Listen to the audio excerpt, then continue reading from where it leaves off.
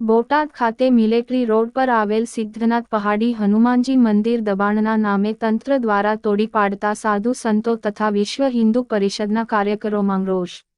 બોટાદમાં હાલમાં ડિમોલિશનની કામગીરી શરૂ કરવામાં આવી છે, ત્યારે બોટાદથી દૂર મિલિટરી રોડ પાસે ટેકરી પર સિદ્ધનાથ પહાડી હનુમાનજી મંદિર ઘણા વર્ષોથી બનાવવામાં આવેલ હતું અને આ મંદિર તથા ગુરુની સમાધિ તથા ફરતી વાડ તથા ફરતા વાવેલા ઝાડો આવેલા હતા। આ તમામ દબાણના નામે તેમજ હોસ્પિટલ બનાવવાના નામે વહેલી સવારના 4 વાગ્યાની આસપાસના સમયે સરકારી તંત્રના અધિકારીઓ દ્વારા આ મંદિર તોડી પાડવામાં આવેલું છે, જેના કારણે સાધુ સમાજ તેમજ વિશ્વ હિન્દુ પરિષદ તેમજ હિન્દુ સમાજમાં ખૂબ જ રોષની લાગણી ફેલાયેલ છે। જ્યારે તેઓનું કહેવું છે કે હોસ્પિટલના નામે બોટાદમાં કેટલા મંદિરો તોડવામાં આવેલ છે અને ફક્ત હિન્દુના મંદિરોને જ ટાર્ગેટ કરવામાં આવે છે, તેવો પણ વિશ્વ હિન્દુ પરિષદ દ્વારા આક્ષેપ કરવામાં આવેલ છે। ત્યારે બોટાદ ખાતે વિશ્વ હિન્દુ પરિષદ તેમજ સાધુ સંતો તથા હિન્દુ સમાજના નાગરિકો દ્વારા બોટાદ કલેક્ટરને આવેદનપત્ર આપવામાં આવ્યું છે અને માંગ કરવામાં આવી છે કે હવે પછી હિન્દુ સમાજના મંદિરોને ટાર્ગેટ કરવામાં ન આવે અને જ્યાં ખરેખર દબાણ છે ત્યાં ડિમોલિશન કરવામાં આવે અને દરેક નાગરિકોને સમાન રાખવામાં આવે।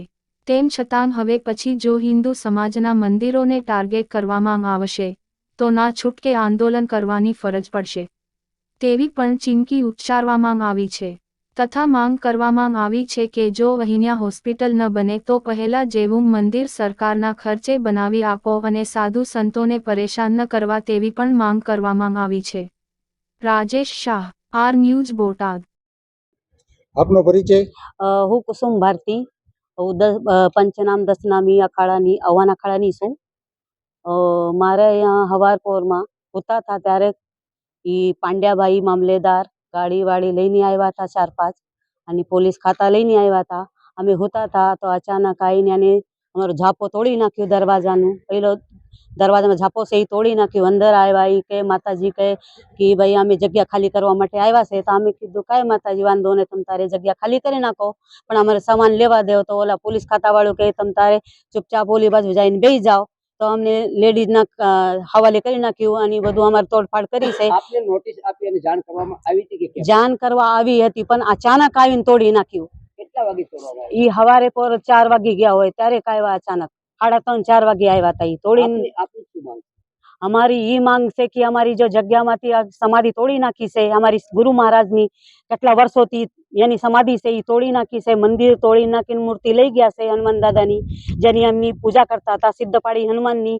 અને એમની જગ્યામાં જે ઝાડવા હતા મોટા પીપળના, આના લીમડાના મોટા મોટા વૃક્ષ હતા બધું તોડી નાખ્યું, જગ્યા બધું બેકાર કરી નાખી છે। અને અમારા ઈ જગ્યા ખાલી કરીને અડધો સામાન એમને તૂટી ફાટી ગયું છે અને અડધો સામાન ગાડીમાં લઈને અમને નવલાલા પાસે લઈ ગયા અને એને અમને ઉતારી દીધું હોય, સામાન ખાલી કરી નાખ્યું હોય। પછી અમે જોયું તો અમારો અડધો સામાન હતો નહીં, એટલે અમે એને કીધું કે ભાઈ અમારો સામાન છે નહીં, ઝોલી નથી અને અમારા પૈસા વગેરે વહી ગયું છે, તો આમાં કાંઈ કરો। તો એ કઈ કાંઈ ન થાય, હવે જેટલું છે એ તમારું છે, એ કાંઈ આમાં કાંઈ હોય નહીં, તો અમે કીધું કેસ કરશું। તો એ કે અમને આપશકુન બોલ્યા છે, ગાળાવાળા દીધા છે, તો એ ન થવું જોઈએ, અમે સાધુ છે એટલે અમે એને કાંઈ બોલ્યું નથી, પણ તમે એને સખ્ત કાર્યવાહી કરો। જેને અમને ગાળા બોલ્યા છે એ ન હાલે, સાધુ સંતાનના એવું બોલશે તો અપમાન કહેવાય। આજે તમે બોલો છો તો આપણા હિન્દુ ધર્મ શું થાય છે, એની જવાબદારી તમારા માટે છે, એનો કાયદો લ્યો। આપનો પરિચય? જય શ્રી રામ, મારું નામ મોન્ટુભાઈ માળી છે, વિશ્વ હિન્દુ પરિષદ પ્રખંડ અધ્યક્ષ તરીકે મારી જવાબદારી છે। આજે બોટાદ કલેક્ટર સાહેબને આવેદનપત્ર આપવામાં આવ્યું છે, શું? આજે બોટાદ કલેક્ટર સાહેબને આવેદન દેવામાં આવ્યું છે કે 2 દિવસથી અહીંયા ડિમોલેશનનું કામ ચાલુ છે, એમાં સ્ટાર્ટ હિન્દુ મંદિરથી જ થાય છે અને જ્યારે ડિમોલેશન કરવામાં આવે છે ત્યારે હિન્દુ મંદિરનો ટાર્ગેટ થાય છે। એટલે અમારું 18 વરણ હિન્દુ સમાજનું એક જ કહેવાનું છે કે તમે એક જ કાયદો રાખો, જો હિન્દુ મંદિરને ટાર્ગેટ કરો તો તમામ જગ્યાએ બોટાદમાં જેટલા ગેરકાયદેસર બાંધકામ છે, જેટલું ગેરકાયદેસર જમીન દબાવેલી છે એ તમે દૂર કરો, નહીતર અમારું મંદિર તમારે બનાવી દેવું પડશે।